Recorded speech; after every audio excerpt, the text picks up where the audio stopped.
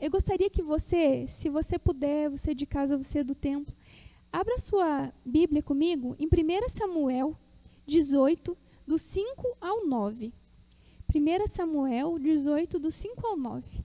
Nesse mês, nós estamos trabalhando sobre os temas que envolvem a família, para que a nossa família transborde. Uma família que transborda mesmo da presença de Deus é uma família que reconhece cada área que precisa ser mudada naquele ambiente, para que haja realmente o transbordar de Deus, para que algo transborde. Primeiro ele precisa ser cheio, né? Para que ele seja cheio e o Senhor venha nos encher, a gente precisa permitir que ele vá trabalhando áreas na nossa vida e na nossa casa. Porque aí a presença de Deus na nossa casa vai fazer transbordar. Transbordar o amor, transbordar a paz, transbordar perdão. E nessa noite, eu quero compartilhar esse trecho que está em 1 Samuel 18, do 5 ao 9. Então ela diz o seguinte, eu estou lendo aqui na mesma versão que a Bruna, na NVT, que a Bruna projetou ali para nós. Davi cumpria com êxito todas as missões de que Saul encarregava. Então, Saul lhe deu uma posição de comando no exército, o que agradou tanto ao povo como aos oficiais de Saul. Quando o exército israelita regressou vitorioso, depois que Davi matou o gigante filisteu, mulheres de todas as cidades saíram ao encontro do rei Saul. Cantavam e dançavam de alegria com tamborins e símbolos. Esta era a canção. Saul matou milhares e Davi dezenas de milhares. Saul ficou indignado com essas palavras. O que é isso? Disse ele. Atribuem a Davi dezenas de milhares e a mim apenas milhares. Só falta o declararem rei. Naquele momento em diante, Saul começou a olhar para Davi com suspeita. Então esse é o trecho. Vamos orar mais uma vez pela palavra. Senhor nosso Deus, Senhor, nós te louvamos, nós te bendizemos, Senhor. Senhor, nessa noite nós pedimos, Senhor, que o Senhor fale ao nosso coração. Nós estamos aqui, Senhor, porque nós queremos ouvir uma palavra do Senhor. Você que está em casa está aí porque o seu coração anseia em ouvir algo que venha de Deus. E nessa noite, Senhor, eu peço que o seu Espírito Santo venha de encontro, Deus, com aquilo que o Senhor deseja aperfeiçoar na nossa vida, de encontro com as nossas necessidades, de encontro, Senhor, com aquilo que o Senhor deseja, que o nosso caráter seja tratado. E eu peço que o Senhor fale através de mim. Fale, Senhor, apesar de mim, Senhor, aos corações dos seus filhos, em nome de Jesus. Amém. Então, queridos, a história de Davi é uma história muito conhecida, né? Até as crianças sabem que Davi matou o gigante Golias, lá, derrotou o gigante. E esse trecho que nós lemos fala depois que aconteceu isso. Depois daquela batalha, quando o povo volta alegre, as mulheres encontram ali e celebrando, né? Davi foi um homem que não só derrotou, embora as crianças lembrem só disso, né? Mas Davi foi um grande rei. Davi tocava a harpa, Davi compôs vários salmos, Davi entoava a harpa para que Saul descansasse. Quando Saul ficava agitado, era Davi quem ia lá acalmar o rei. Então Davi foi conhecido como homem segundo o coração de Deus.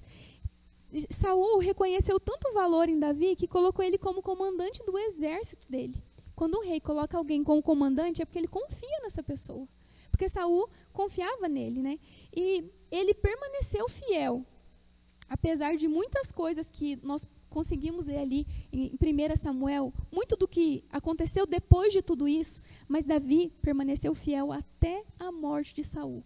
Apesar daquele momento, Saul, por conta daquela música, deixar de olhar Davi como ele olhava antes, Davi permaneceu fiel a ele. Aquilo que aquelas mulheres falaram, coisa que para nós parece, nossa, mas só por isso, né? Elas vindo cantando aquilo mexeu, aquela crítica mexeu profundamente com Saul e fez com que ele parasse de olhar Davi como ele olhava antes. E é sobre isso que eu quero conversar hoje, né, com a nossa igreja, sobre o poder que nós deixamos que as críticas tenham sobre nós. Como que muitas vezes uma palavra que alguém diz, algo que alguém nos falou já é suficiente para que a gente pare de fazer o que a gente estava fazendo. E que muitas vezes era coisas que o Senhor tinha colocado no nosso coração. Mas quando alguém fala, a gente se sente paralisado. E o que aconteceu com Saul é que ele se sentiu amedrontado diante daquilo. Então agora vamos colocar ele como rei. Então já começou a olhar ele com suspeita por causa daquilo. Acredito que Saul pensava, agora o povo vai se rebelar e vão se juntar com ele, né? Mas o decorrer da nossa fala, que a gente vai conseguir entender um pouco mais disso. E eu quero começar falando da nossa casa, né? Ali, quando aquelas mulheres vinham cantando, era para ser um elogio, né? Era para ser uma alegria, uma celebração. Mas vejam só, na nossa casa, né? Como nós gostamos, quando a gente acorda às vezes de manhã, e alguém da nossa casa, ou a gente prepara alguma coisa, nos recebe com um elogio. É muito bom, né? Quando você prepara alguma coisa, né? As mulheres que gostam de cozinhar, né? Quando prepara um alimento e alguém come e fala, nossa, está muito bom. Ou como você está bonita. Ou que trabalho bem feito que você fez. Como nós gostamos de receber reconhecimento, né? Todos nós gostamos. Embora a nossa vida não seja para fazer coisas para que as pessoas reconheçam, mas todos nós gostamos que quem a gente ama reconheça o trabalho que a gente faz, né? E algo que a gente considera de valor, a gente gosta que reconheça. Um projeto, às vezes, que a gente faz, né? Algo que a gente apresenta, quem é casado, né? Para o marido, para a esposa ou para os pais, apresenta uma ideia nova e a pessoa escuta e fala, que ideia legal, vai dar certo. Todos nós gostamos disso, desse tipo de reconhecimento, né? E receber elogio é bom, é muito bom, mas ao mesmo tempo que a gente recebe elogio por uma mesma coisa de uma pessoa, às vezes de outra a gente vai receber uma crítica exatamente pela mesma coisa. Não sei se vocês já passaram por uma situação assim, que você faz algo, por exemplo, outro dia eu fiz um bolinho de banana, e eu lembro que o Juliano comeu e falou, nossa, tá muito bom, e o Isaac falou assim, não gostei. Então, assim, algo que para uma pessoa, olha que bom, gostei da sua atitude, para outra vai falar assim, não gostei da atitude, fez isso. Porque as pessoas são assim, as pessoas são diferentes. E às vezes pelo mesmo motivo, uns vão te elogiar e os outros vão falar mal, né? Mas isso é perfeitamente normal que as pessoas tenham opiniões diferentes a respeito de alguém. Já pensou se todo mundo fosse igual? Já pensou se todo mundo comemorasse do mesmo jeito? Já pensou se todo mundo que gostasse de uma mesma cor?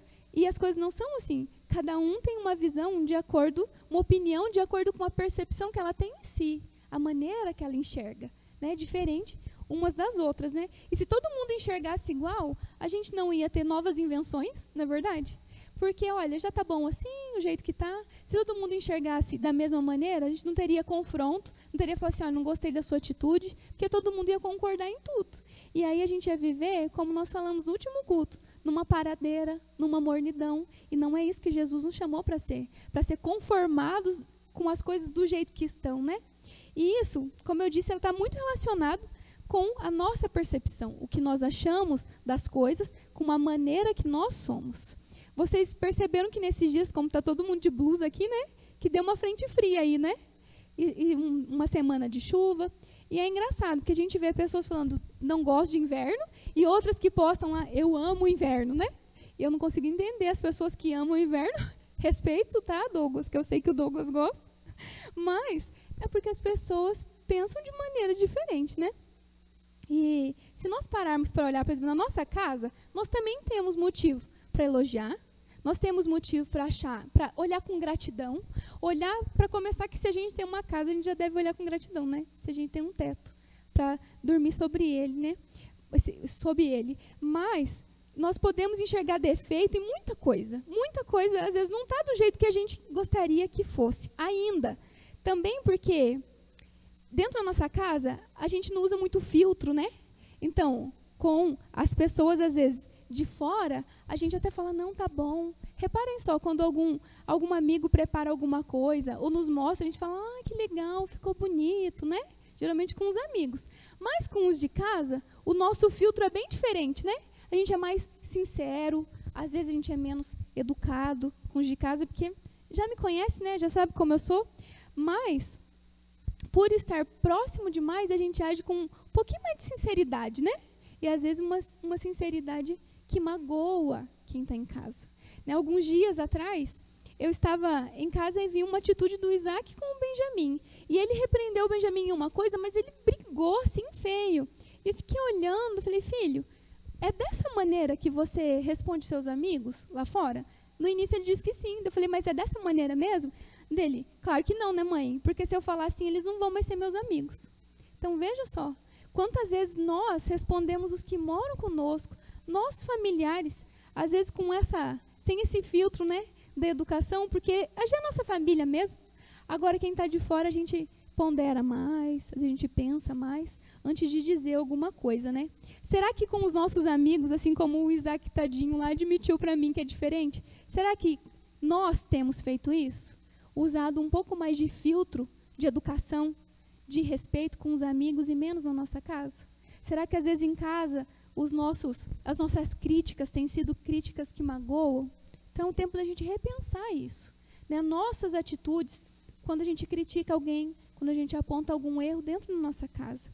Quantos filhos hoje crescem e se sentem incapazes, porque desde pequeno alguém dizia: você é um burro, você não consegue, não faça isso porque você não vai conseguir. E como isso reflete na vida adulta.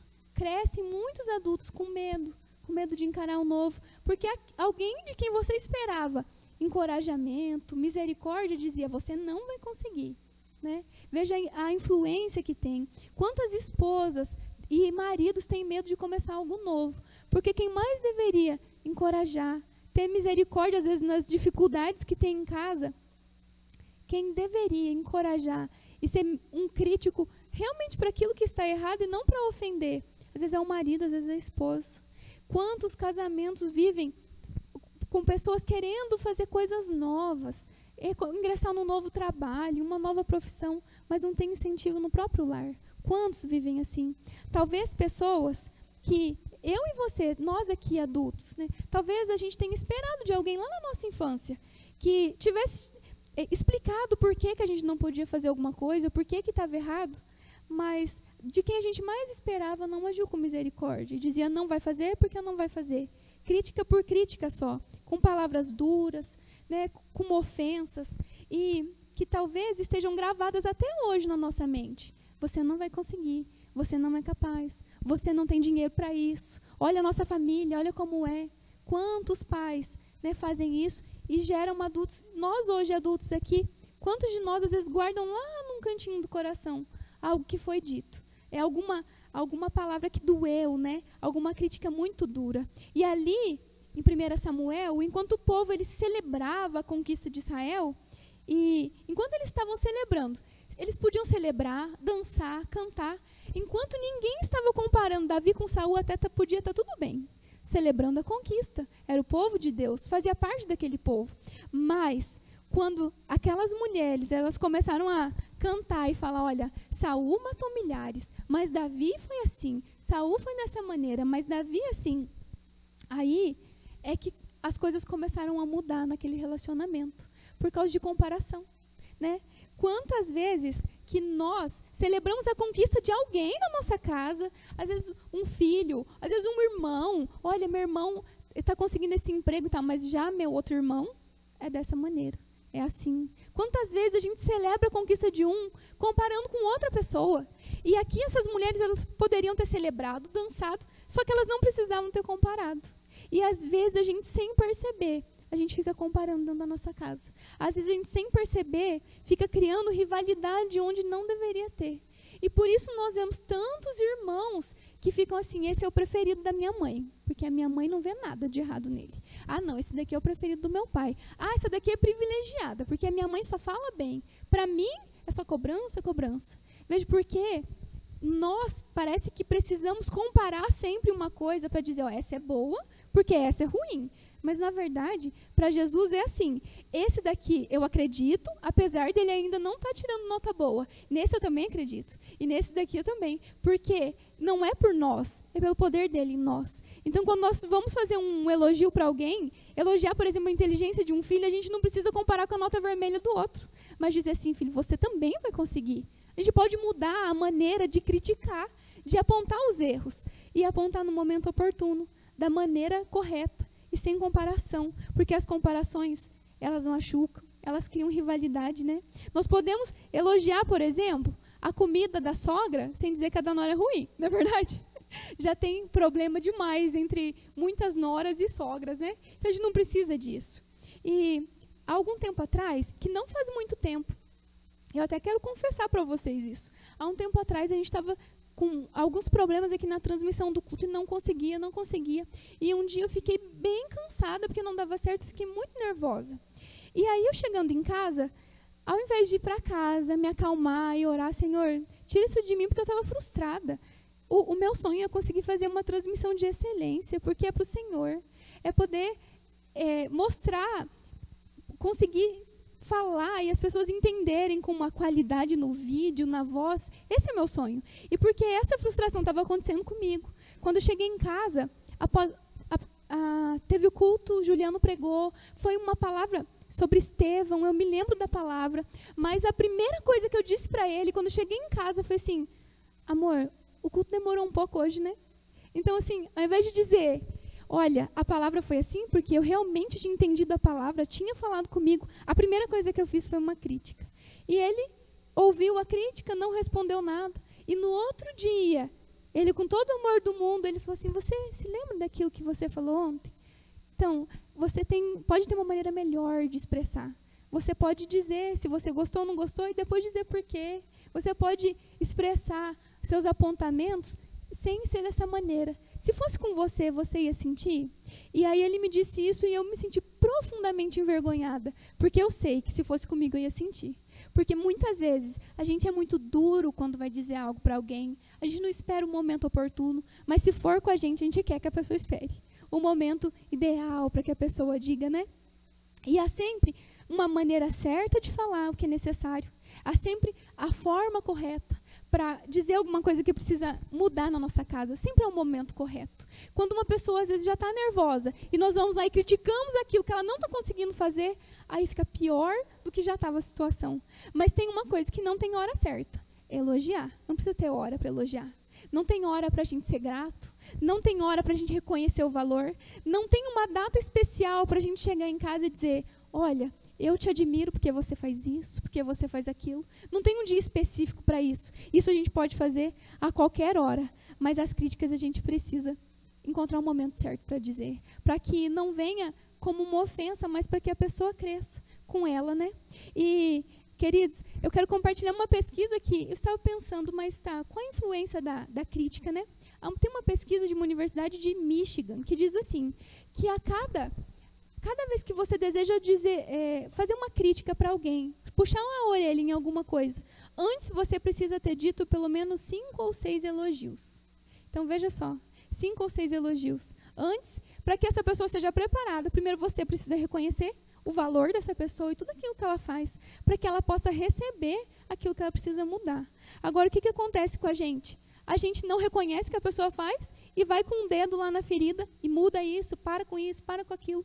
Fica cansativo, né? Fica sem misericórdia, fica sem empatia, né? Como é que está o saldo de vocês aí nas críticas? Será que a gente tem elogiado umas 5, 6 vezes, né? Essa pesquisa diz que esse é a média que um time vencedor precisa. Ali é uma pesquisa em uma empresa, né? Uma empresa bem-sucedida precisa ser assim. Um líder que reconheça o valor das pessoas, mas que também aponte aquilo que precisa mudar. Na nossa casa não é tão diferente de um time, né? Nós somos. Ninguém na casa é uma pessoa sozinha. Não tem eu e ele, tem nós. Não tem esse negócio é dele, esse negócio é meu, é tudo nosso. Então, se é um time, a gente pode usar essa estratégia também, né? De reconhecer o valor, de elogiar, antes de ficar só apontando. Então, a gente precisa pensar aí, será que o saldo, quantas vezes o meu saldo foi negativo, que eu apontei muito mais os erros do que as qualidades, né? E você tem sido aquele que critica, como muitas vezes eu fui, só aponta, chega lá já está apontando os erros, chegou a pessoa, chegou a implicante, né? Ou misericordioso, como Jesus é. Jesus é misericordioso, grato, né? E que reconhece o valor das pessoas, o crescimento delas e consegue depositar confiança em Deus que Ele vai mudar aquilo que ainda não foi mudado. Ele vai transformar aquilo que ainda não é. Ou nós temos sido o chato, que só reclama e implica, né, com as coisas de casa. Quantas famílias hoje vivem em um ambiente de opressão, de tanta crítica, tanta. Tem mulher que põe defeito em tudo. Chegou, já começa. Outro dia eu estava assistindo uma série de uma garotinha, N, e ela falava assim, uma menina dizia que a mãe dela, quando ela está mal-humorada, ela fala, nem chega perto, porque quando ela está mal-humorada, ela começa a mudar tudo na casa e implicar com todo mundo.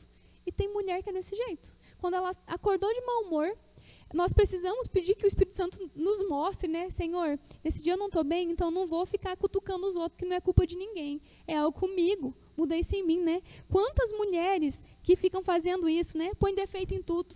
A Bíblia diz que, em Provérbios 27:15, que a mulher briguenta, ela é irritante como uma goteira. Pensem bem. Quando a gente quer dormir, quem já morou em uma casa que tinha goteira, né? A gente quer dormir, tá lá aquele tim, tim, tim. Às vezes coloca um balde, coloca uma bacia, tá lá aquele negócio pingando. Então, a mulher irritante, ela parece a goteira. Ela não te dá paz. E isso não é só para a mulher, isso também vale para o homem. Isso também vale para o filho, que fica cutucando, né? Como é difícil quando a gente convive com alguém assim, mas o pior é quando a gente não reconhece que a pessoa que parece a goteira é a gente. Imagine quem está em volta, né? Escutando aquela gotinha perturbando, né? Sem conseguir ter paz. E como eu disse para vocês da pesquisa, né? Eu gosto muito de ficar falando de pesquisa. Sabe por que eu gosto? Porque a nossa geração, ela espera resultado. A gente fala assim, ó, eu vou fazer isso, mas o que vai ter aqui? Mas qual é o resultado disso? Eu vou fazer determinada coisa, mas que mudança que vou ter? A nossa geração é dessa maneira, fica esperando sempre uma vantagem, né, uma resposta em alguma coisa, né? E nós gostamos de ver se algo é aplicado e se pode gerar algo no futuro. O que isso aplicado na minha vida vai dar fruto? Quando nós contamos, por exemplo, um testemunho, nada mais é que dizer, ó, meu testemunho foi assim, eu orei, o Senhor fez isso e isso na minha vida. Não é um resultado? É um resultado da busca. E aí, quando a gente escuta um testemunho, a gente diz, olha, aconteceu, é possível comigo. O testemunho é assim. Ele faz com que a gente enxergue que se o Senhor fez um milagre daquela maneira, Ele também pode fazer na nossa vida. E embora a fé, ela seja a certeza daquilo que a gente não vê, mas aquilo que a gente espera. Quando alguém conta um testemunho, a gente fala, eu posso confiar, porque vai acontecer. E eu considero que dizer dados, né? Os dados de pesquisa fazem com que a gente fale, olha, é verdade, isso também faz sentido.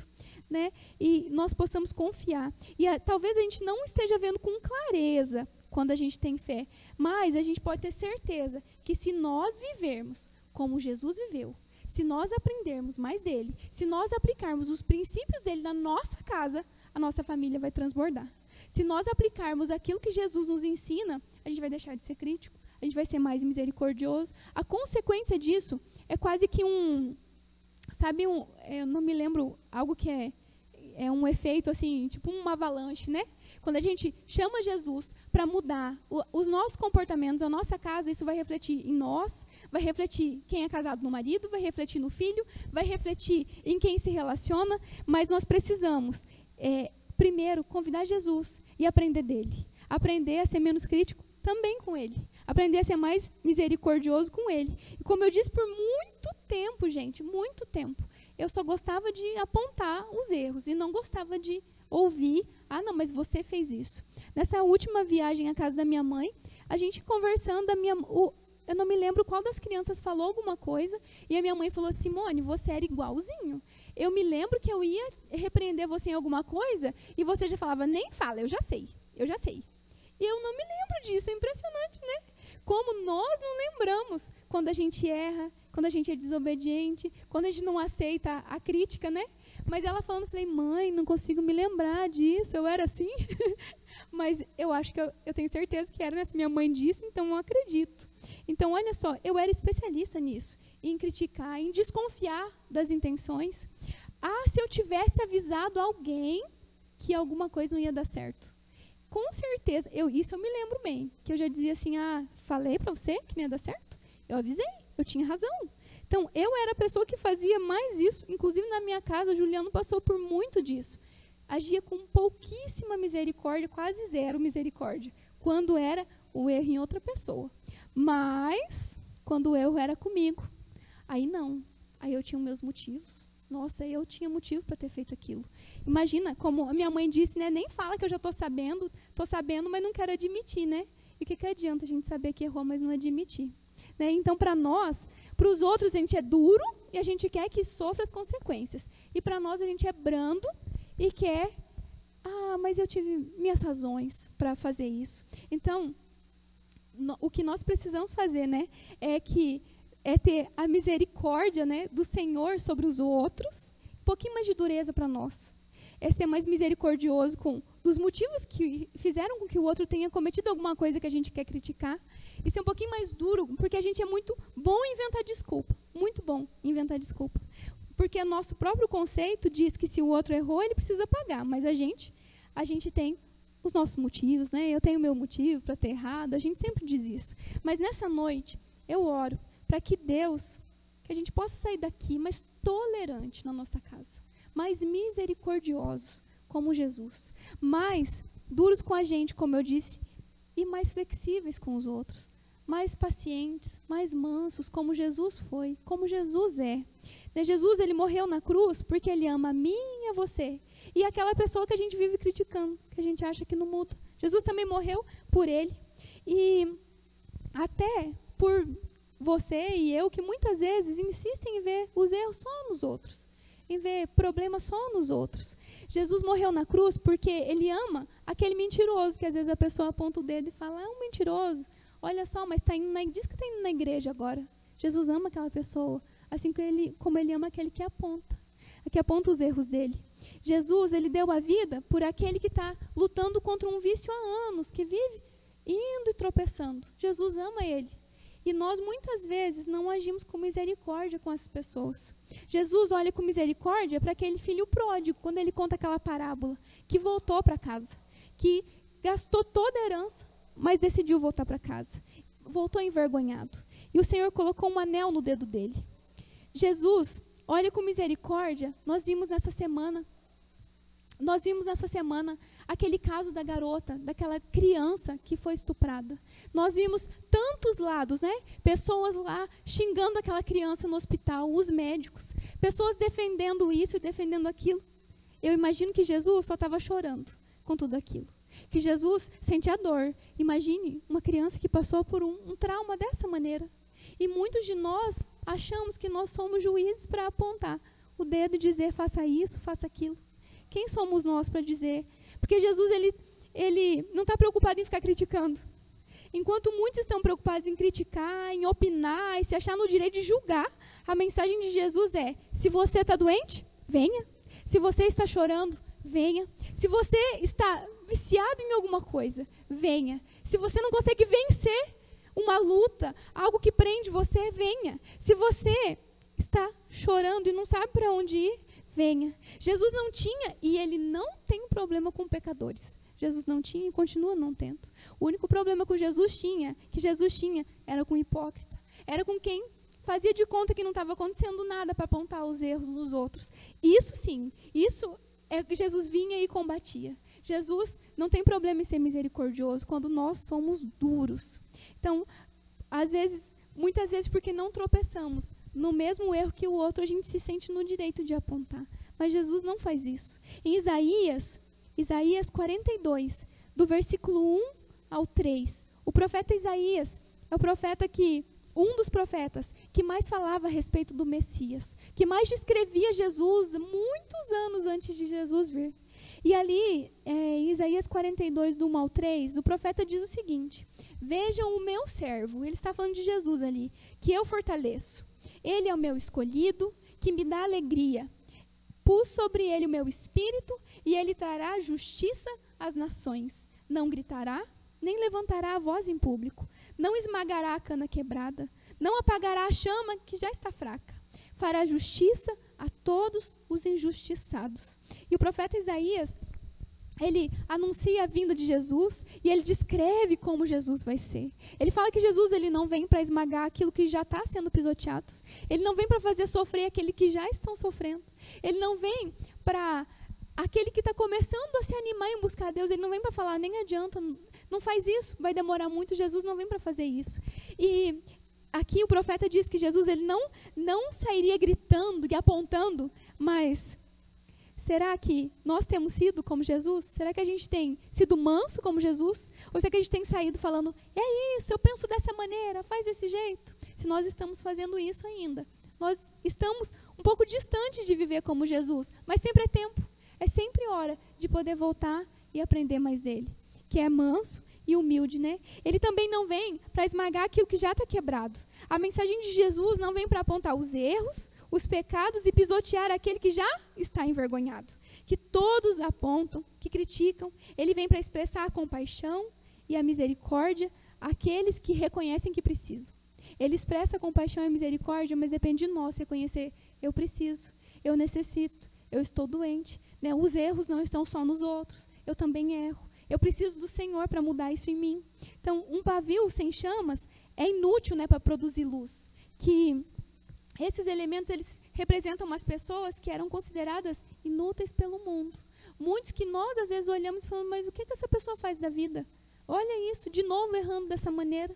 Né? Mas a obra de Cristo é para restaurar e para reacender aquela chama que muitos acham que nunca mais vai se reacender.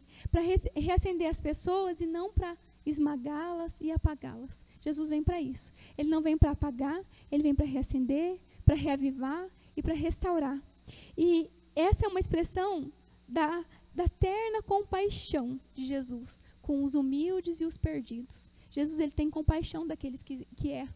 Jesus não vem para apontar o dedo, como muitas vezes nós fazemos. Ele não veio para fazer: eu vou fazer uma revolução, vai ser dessa maneira. Jesus não vem para isso. Ele vem para mostrar a misericórdia para os fracos. Isso que Jesus vem fazer. Ele não vem para criar uma nova religião, que foi isso que ele disse. Ele não vem para, agora vai ser tudo diferente. Jesus não vem para dizer isso. Mas ele vem para expressar a misericórdia. Ele vem para expressar o amor para aqueles que ainda são fracos. E talvez vocês aqui hoje, né, que estão aqui no templo, aqueles que estão em casa, talvez até aqui, vocês tenham escolhido criticar muitas coisas na sua casa. Como muitas vezes eu preciso matar a minha carne para elogiar antes, para dizer algo, reconhecer antes de ir lá e apontar o dedo. Então, talvez a gente tenha vivido assim até hoje. Talvez muitas mulheres que nos assistem hoje ainda estejam parecendo aquela mulher goteira, que está sempre implicando com alguma coisa. Ou algum homem que nos vê, que é insuportável de tanto encontrar defeito nas coisas, né? Talvez até hoje, você que está nos ouvindo, tenha sido duro demais com os filhos, duro demais com os pais, exigindo aquilo que talvez os seus pais ainda não podem te dar. Muitos pais não são convertidos.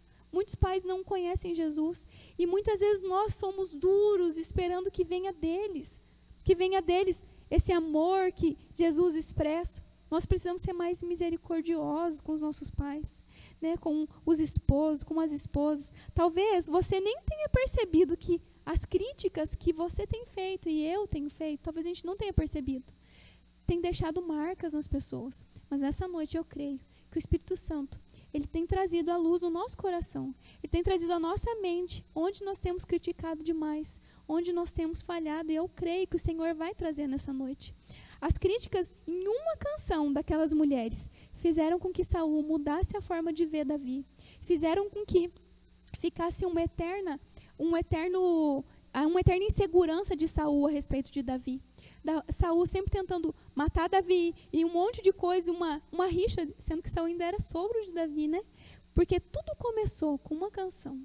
Muitas coisas na nossa casa começam com uma crítica, com uma fala no momento que não é oportuno. Mágoas em famílias que duram anos. Foi porque algum dia alguém, num momento de destempero, falou coisas que ofendeu. Falou coisas que não era a hora certa e que talvez pudessem ser ditas no momento adequado e com mais misericórdia. Aquela canção causou a ruína, iniciou o processo de ruína de Saul. Claro que não foi só a canção, mas foi o início.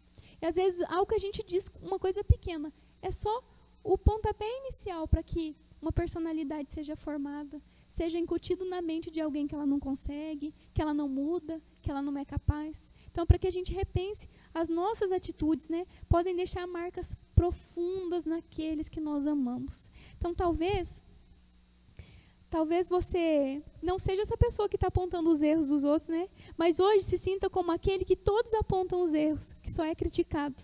Talvez alguém que nos ouve se sinta assim. Mas olha, eu não recebo dessa pessoa o elogio, eu só recebo crítica dela. Talvez você esteja nessa situação hoje. Ou talvez você esteja reconhecendo nessa noite que tem errado. E é isso que o Senhor Jesus deseja, que nós possamos reconhecer. Porque Ele só vem para tratar aquele que reconhece que está doente. Né? Mas nós precisamos reconhecer que queremos mudar. E é uma boa notícia para isso. A boa notícia é que Jesus, Ele deu a vida por você. Você imagina um amor tão grande? Alguém dar a vida por amor a nós, que somos tão falhos e tão duros muitas vezes. E o que ele deseja não é pisotear, não é envergonhar, mais do que muitas vezes a gente já se sente envergonhado pelas nossas atitudes. O que Jesus deseja não é isso, né? E tampouco ele quer expor e humilhar aqueles que já se sentem humilhados. Jesus não vem para isso. Não vem para humilhar cada vez mais, e não vem para desacreditar. Nessa noite eu creio que Jesus, ele vem para transformar primeiro a nossa forma de vê-lo. Vê-lo como alguém misericordioso. Vê-lo como alguém que vem para resgatar aqueles que se sentem fracos. Vê ele como alguém que vem resgatar aqueles que todos já criticaram, aqueles que todo mundo diz, não tem mais esperança, esse não muda. Nós precisamos olhar para Jesus como esse Jesus. Não como, talvez a gente tenha aquela imagem de um Deus duro, um Deus que pune. A Bíblia diz que Jesus, nesse momento, ele é nosso advogado fiel. Então, ele vem para nos restaurar. Claro que haverá um tempo que a Bíblia também diz que ele não mais advogará a nosso favor, que ele será um justo juiz. Nós temos a oportunidade hoje de reconhecermos aquilo que nós temos falhado, de reconhecermos o quão duro muitas vezes nós temos sido com os outros e de olhar para Jesus e querer ser mais parecido com ele, ser mais misericordioso como ele. E Jesus, apesar das nossas falhas, nós temos um Deus que é misericordioso e que, apesar de tudo, apesar de muitas vezes nós temos sido duro com tantas coisas, ele nos olha com olhos de amor. Ele olha muitas vezes diferente com a maneira que nós olhamos para os outros, né? Ele nos olha não com o dedo que estende e aponta os nossos erros, mas com a mão estendida dizendo, se você está fraco, vem, eu te levanto. Se você está sofrendo, vem que eu te sustento. Se você, nessa noite, se sentiu tocado de alguma maneira, se o Espírito Santo falou no seu coração, eu gostaria que você se colocasse de pé. Gostaria que você tivesse uma atitude diante de Deus. Talvez na sua casa você sinta liberdade para se colocar de joelhos e dizer, Senhor, eu reconheço, eu tenho falhado, eu tenho sido duro. Talvez nessa noite o Espírito Santo esteja dizendo para você, aquela pessoa que eu mais esperava, amor, reconhecimento, talvez ela tenha sido dura com você no passado, mas o Senhor vem e diz, eu perdoo aquela pessoa e eu restauro a sua vida. Porque o amor de Jesus, ele é tão grande, ele é tão forte, que ainda que o mundo nos julgue, aponte, ainda que pessoas que nós amamos tenham dito palavras duras, o Senhor diz, eu te amo, eu escolhi você, eu sonhei com você, eu tenho planos para a sua vida. E se nós desejamos, de fato, andar como o Senhor Jesus andou, nessa noite eu peço que você ore, eleve diante do Senhor aquilo que tem afligido o seu coração, as palavras duras que talvez você tenha ouvido de alguém, críticas que te feriram em momentos que não foram adequados, e também que o Espírito Santo venha sobre nós, nos dando clareza de onde nós temos sido duro também. Senhor, nessa noite eu oro para que o Senhor venha sobre nós. Senhor, dá-nos um coração como o teu. Senhor, que nós possamos olhar para a vida dos outros, ó Deus, com tanta misericórdia como o Senhor vê. Senhor, dá-nos, Senhor, uma percepção de como Jesus vê aquela vida que nós ainda, pela carne, achamos que não tem mais jeito, que não tem mudança. Senhor Deus, tira a dureza muitas vezes do nosso coração. Senhor Deus, que nós não venhamos a pisotear naquele que já está sofrendo, Deus, mas que nós possamos apresentar uma solução, apresentar uma saída, estender a mão, Deus, que cada um nessa noite possa sentir do seu amor, Deus, da sua compaixão, da sua misericórdia. Senhor Deus, que o nosso lar, a nossa família, ela possa transbordar, Senhor Deus, porque nós teremos, ó Pai, um coração perdoador, um coração misericordioso. Ajuda-nos, Deus, a vermos, Senhor. Ajuda-nos, Deus, a dominarmos muitas vezes nosso instinto de ofender, de apontar